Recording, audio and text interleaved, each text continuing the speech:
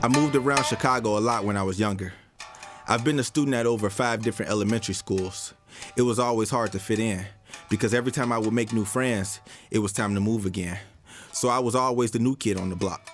Sometimes it could be lonely, but it taught me a lot. I learned to observe and adapt. I ain't gonna lie, being an outsider sucks. You feel alienated, outcasted. Like, what's your purpose for being here? A lot of other music creators felt the same way. So when I started making music, I fit right in. When people tell me to stay in my lane, I be confused. Like, do I have to act a certain way for you to approve of me? Chicago has a lot of different type of music. So when I listen to different Chicago artists, it helps inspire me and shape my music and how I want it to sound. The experiences I have been through in Chicago, both good and bad, helped me make my music what it is today. Full of passion, energy, creativity, authenticity. When I make music, when I'm performing, I can go anywhere. I can do anything. I'm invincible.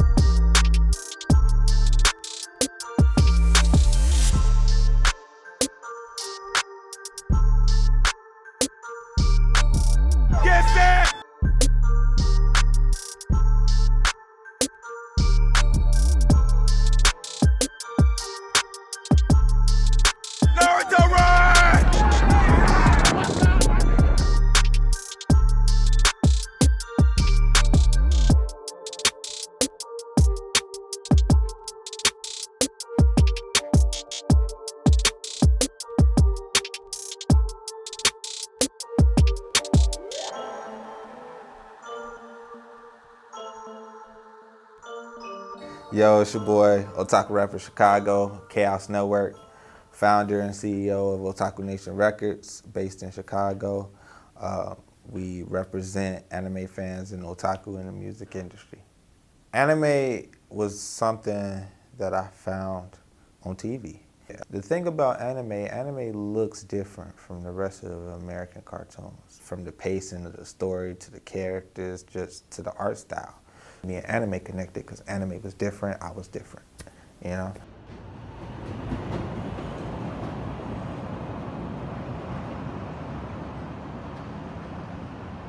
I was born in the late 50s in Tokyo, Japan, and grew up in a geisha house, what's known as a geisha house in America.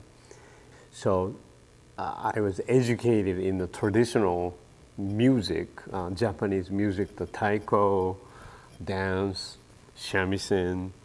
So I got really tired of playing this traditional music as a teenager, and I started to listening to rock music and jazz music, and also black avant-garde music.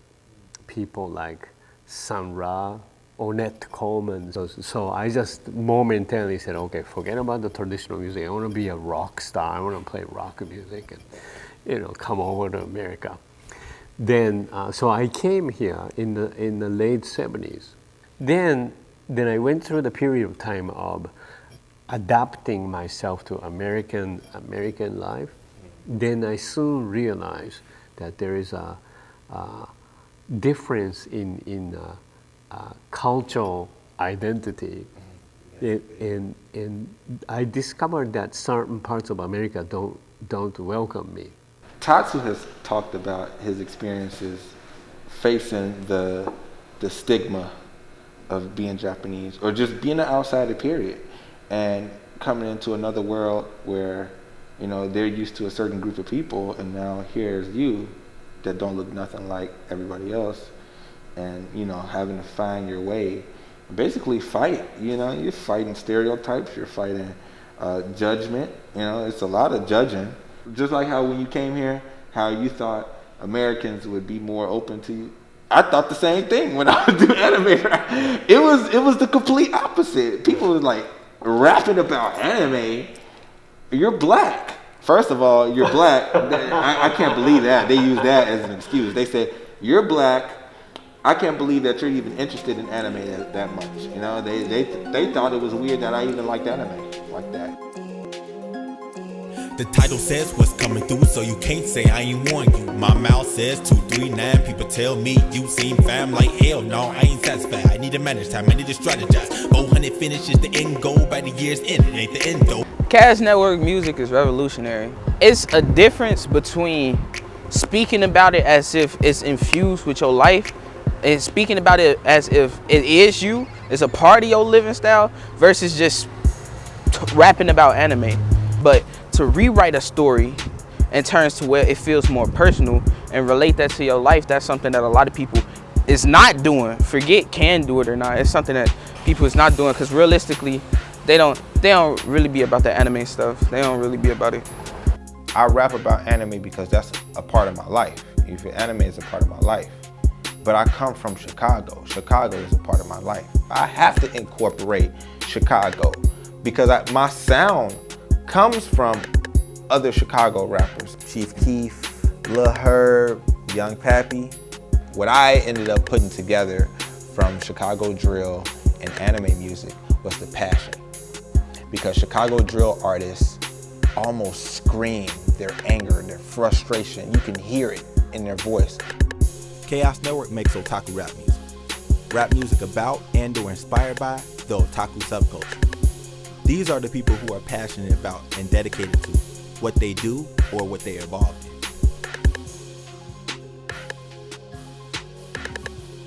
in. When we grew up, the first otaku was very negative context. You know, so when somebody call you otaku, that means like you're a creep.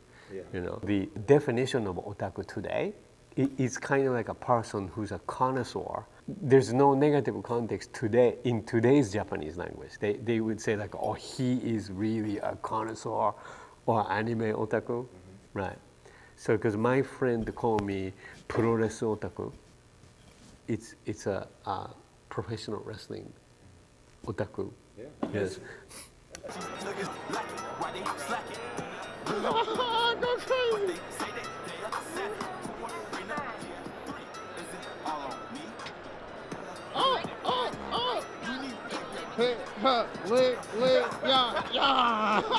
Anime is important to me because it's taught me a lot of life lessons that I still carry with me to this day.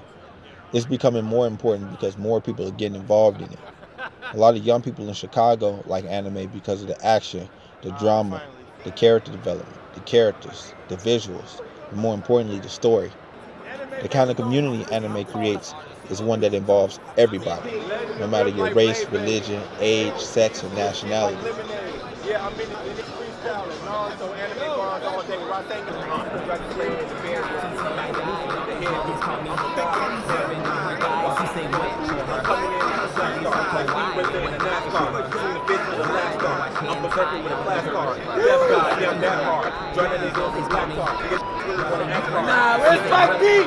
An otaku is somebody who's passionate about something.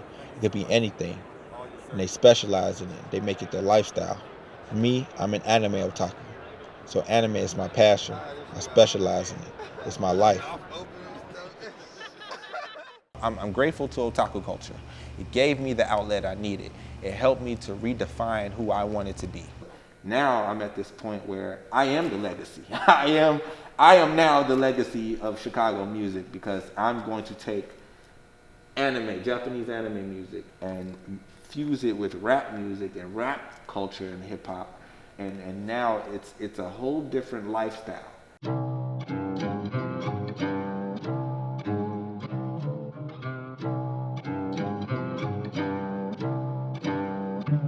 This is Nevermore Park. This is an immersive installation from the imagination of Chicago-based artist Hebrew Brantley.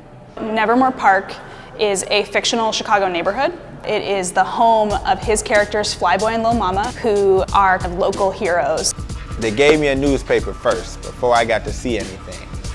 And I'm like, okay, this newspaper got some information in it. I felt like I was reading a manga. When I was reading the newspaper, I felt like I was reading manga. And then I was like, okay, bet. And then I started to look at the characters and I'm like, dang, they anime characters, they're like anime characters. Anime has storyteller, it has character development, characters, It has a lore, you know, like concepts that only reside within that story, and you know, the music, the visuals. And Hebrew had all of this going down for Nevermore. I feel like Hebrew watched some anime before he did this, before he came up with the idea. Chicagoans have been able to see lots of images of these characters over many years, but have never really had an opportunity to learn about what the lives of Flyboy and Lil Mama are like. So this installation is kind of a window into the environment that they come from. I'm crossing the fields, I don't know which path to take. So many fork roads, dirt roads, and earthquakes. It seems impossible. People die every day. You join the guild, it's a trap, cause they'll die anyway. 100 floors, 100 different ways. You're like the end, is it true? Strength by itself is not sufficient. Thinking God, I'm not alone. She picks me up when I fall like Kirito. Asuna, using love to conquer all. Let's get it. Find your own community. Just because the whole world may be against you, or at least you feel like it is, don't let that discourage you from doing something that you like and you want to do. You need to realize that what you love and what you do is you.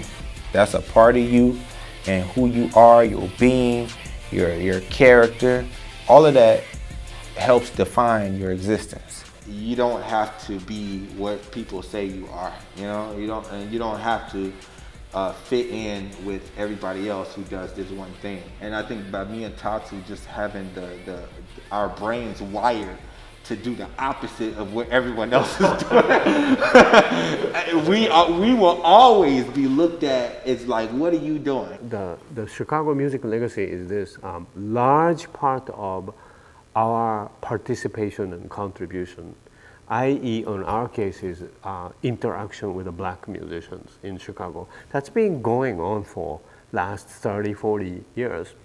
It has been dismissed by the journalism, and we all know why, right? So one of our tasks is to actually make that as an official Chicago history, right? So we can say, well, there are Asian American and Asian immigrants that had played music together for all these years in all these places, and journalism just didn't pick up.